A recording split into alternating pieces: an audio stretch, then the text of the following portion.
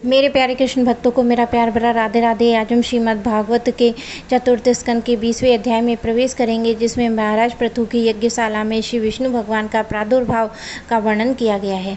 श्री मैत्रेय जी कहते हैं, विदुर जी, महाराज पृथु के 99 यज्ञों में यज्ञ भोक्ता यज्ञेश्वर भगवान विष्णु को बड़ा संतोष हुआ। उन्होंने इंद्र के सहित वहाँ उपस्थित होकर उनसे कहा।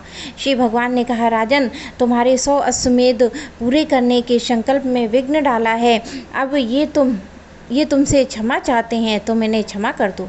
नरदेव, जो श्रेष्ठ मानव, साधु और सद्बुद्धि संपन्न होते हैं, वे दूसरे जीवों से द्रोह नहीं करते हैं, क्योंकि ये शरीर ही आत्मा नहीं है।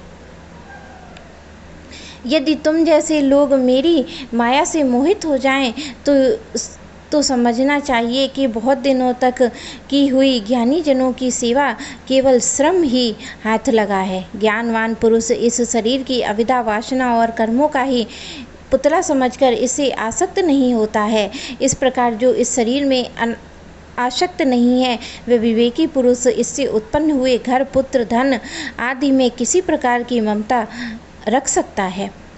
यह आत्मा एक शुद्ध स्वयं प्रकाश, निर्गुण गुणों का आश्रय स्थान, सर्वव्यापक, आवरण शून्य, सबका साक्षी एवं आत्मा से रहित है, अतएव शरीर से भिन्न है।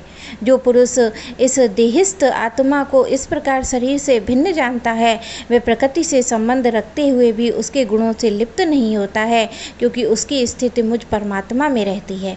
राजन, जो पुरुष किसी प्रकार की कामना न रखकर अपने वर्णाश्रम के धर्मों द्वारा नित्य प्रति श्रद्धापूर्वक मेरी आराधना करता है, उसका चित्त धीरे धीरे शुद्ध हो जाता है, और चित्त शुद्ध होने पर उसका विषयों से संबंध नहीं रहता है, उसे तत्व ज्ञान की प्राप्ति हो जाती है। फिर वे तो मेरी क्षमता रूप स्थिति को प्राप्त हो जाता है। यह परम शांति, ब्रह्म अथवा कैवल्य, जो पुरुष ये जानता है कि शरीर, ज्ञान, क्रिया, मन का साक्षी होने पर भी कटुस्थ आत्मा उनसे निर्लिप्त ही रहता है, वह कल्याण में मोक्ष पद प्राप्त कर लेता है। राजन, गुण प्रवाह रूप आवागमन तो भूत, इंद्रिय, इंद्र, अभिमानी, देवता, चिदाभास, इन सबकी समिष्ट रूप परिच्छिन्न लिंग शरीर का ही हुआ करता है। इसका सर्वसाक्षी आत्मा से कोई संबंध नहीं है। मुझसे दृढ़ अनुराग रखने वाले बुद्धिमान पुरुष संपत्ति और विपत्ति प्राप्त होने पर भी कभी हर्ष, शोकादि विकारों के वशीभूत नहीं होते हैं। इसलिए वीरवर, तुम उत्तम, मध्यम, अधम पुरुषों में समान भाव रखकर सुख दुखों का एक सा समझो, तथा मन इंद्रियों को जीतकर मेरे द्वारा जुटाए हुए मंत्री आदि समस्त राजकीय पुरुषों की सहायता से संपूर्ण लोगों की रक्षा करो। राजा का कल्याण प्रजा पालन में ही है।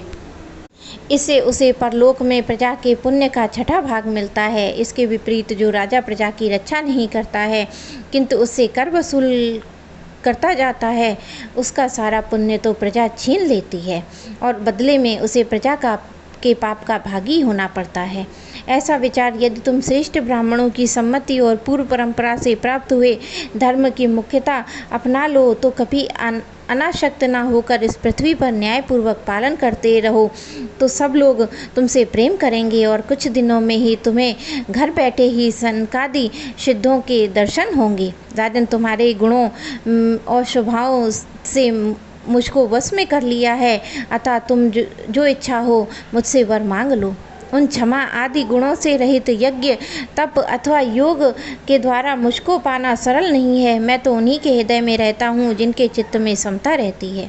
श्री मैत्रेय जी कहते हैं, विदुर जी, सर्वलोक गुरु श्री हरि ने इस प्रकार कहने पर महाराज पृथु ने उनकी आज्ञा सिरोधार्य की, और देवराज इंद्र अपने कर्म से लज्जित होकर उनके चरणों पर गिरना चाहते थे कि राजा ने उन्हें प्रेम पूर्वक हृदय से लगा लिया और मनोमालिन्य निकाल दिया। फिर महाराज पृथु ने विश्वात्मा भक्तवत्सल भगवान का पूजन किया, और क्षण क्षण में उमड़ते हुए भक्तिभाव से निगमन होकर प्रभु के चरण कमल पकड़ लिए। श्री हरि वहाँ से जाना चाहते थे, किंतु पृथु के प्रति उनका वात्सल्य भाव था, उसने उन्हें रोक लिया। वे कमल दल के समान नेत्रों से उनकी ओर देखते ही रह गए, वहाँ से जा न सके। आदिराज महाराज पृथु भी नेत्रों से जल भर आने के कारण ना तो भगवान का दर्शन ही कर सके और ना कंठ गदगद हो जाने के कारण कुछ बोल ही सके। उनके हृदय से आलिंगन कर पकड़े रहे और हाथ जोड़े ज्यों ज्यों त्यों त्यों खड़े रह गए। प्रभु अपने चरण कमलों से पृथ्वी का स्पर्श किए खड़े थे। उनका काराग्य भाग गरुण जी के ऊंचे कंधे पर रखा हुआ था। महाराज पृथु नेत्रों के आंसू पोंछकर अतृप्त दृष्टि से उनकी ओर देखते हुए इस प्रकार कहने लगे। महाराज पृथु बोले, मोक्ष प्रति प्रभु, आप वर देने वाले ब्रह्मादि देवताओं को भी वर देने में समर्थ हैं। कोई भी बुद्धिमान पुरुष आपके देह अभिमान के भोगने योग्य विषयों को कैसे मांग सकता है। मुझको तो उस मोक्ष प्राप्ति की भी इच्छा नहीं है जिससे महापुरुषों के हृदय उनके मुख्य द्वार निकला हुआ आपके चरण कमलों का मकरंद नहीं है, जहाँ आपकी कीर्ति कथा सुनने का सुख नहीं मिलता है। इसलिए मेरी यही प्रार्थना है कि आप मुझे 10,000 कान दीजिए जिससे मैं आपकी लीला गुणों को सुनता ही रहूं। पुण्य कीर्ति प्रभु, आपके चरण कमल मकरंद रूपी अमृत कर्णों को लेकर महापुरुषों के मुख से जो वायु निकलती है उसमें इतनी शक्ति होती है कि वे तत्व को भूले हुए हम कुयोगियों को पुनः तत्व ज्ञान करा देती है। अतएव हमें दूसरे वरों की कोई आवश्यकता नहीं है। उत्तम कीर्ति वाले प्रभु, सत्संग में आपके मंगलमय श्रेयस का देवेश एक बार सुन लेने पर कोई पशु बुद्धि पुरुष भले ही तृप्त हो जाए, गुणग्राही उसे कैसे छोड़ सकता है। सब प्रकार के पुरुषार्थों की सिद्धि के लिए स्वयं लक्ष्मी जी भी आपका सुयश सुनना चाहती हैं। जब लक्ष्मी जी के समान मैं अत्यंत उत्सुकता से आपके सर्वगुण धाम पुरुषोत्तम की सेवा ही करना चाहता हूँ, किंतु ऐसा ना तो हो कि एक पति की सेवा प्राप्त करने की होड़ होने के कारण आपके चरणों में ही मन एकाग्र करने वाले हम दोनों में कलह छिड़ जाए। जगदीश्वर जगजननी लक्ष्मी जी के हृदय में मेरे प्रति विरोध होने की संभावना तो हुई है, क्योंकि जिस आपके सेवा कार्य में उनका अनुराग है उसी से मैं लालायित हूँ, किंतु आप दीनों पर दया करते हैं, उनके तुच्छ कर्मों को भी बहुत करके मानते हैं। इसलिए मुझे आशा है कि हमारे झगड़े में आप मेरा ही पक्ष लेंगे। आप तो स्वयं स्वरूप ही रमण करते हैं, आपको भला लक्ष्मी जी से भी क्या लेना।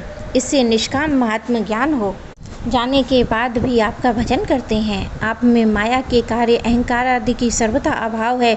भगवान, मुझे तो आपके चरण कमलों का निरंतर चिंतन करने के सिवा सत्य पुरुषों का कोई और प्रयोजन नहीं जान पड़ता है।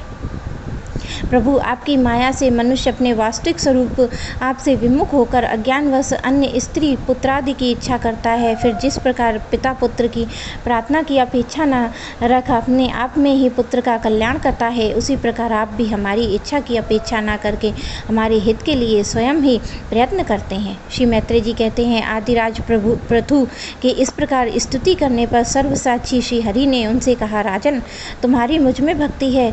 बड़े सौभाग्य की बात है कि तुम्हारा चित्त इस प्रकार मुझ में लगा हुआ है। ऐसा होने पर तो पुरुष सहज में ही मेरी उस माया का पार कर लेता है जिसको छोड़ना या जिसके बंधन से छूटना अत्यंत कठिन है। अब तुम सावधानी पूर्वक मेरी आज्ञा का पालन करो और प्रजापालक नरेश, जो पुरुष मेरी आज्ञा का पालन करता है उसका सर्वत्र मंगल होता है। श्री मैत्रेय जी कहते हैं, विदुर जी, इस प्रकार भगवान ने राज ऋषि पृथु के सारगर्भित वचनों का आदर किया। फिर पृथु ने उनकी पूजा की और प्रभु उन पर सब प्रकार कृपा कर वहाँ से चलने को तैयार हुए। महाराज पृथु ने वहाँ जो देवता, ऋषि, पितर, गंधर्व, सिद्ध, चारण, नाग, किन्नर, अप्सरा, मनुष्य, पक्षी, अनेक प्रकार के वाणी प्राणी भगवान के पार्षद आए हुए थे, उन सभी का भगवत बुद्धि से भक्तिपूर्ण वाणियों और धन के साथ हाथ जोड़कर पूजन किया। इसके बाद वे अपने अपने स्थान को चले गए। भगवान अच्युत भी राजा पृथु और उनके पुरोहितों का चित्त चुराते हुए अपने धाम को सिधारे। तदंतर अपना स्वरूप दिखाकर अंतर ध्यान हुए और देवादिदेव भगवान को नमस्कार करके राजा पृथु भी अपनी राजधानी में चले आए।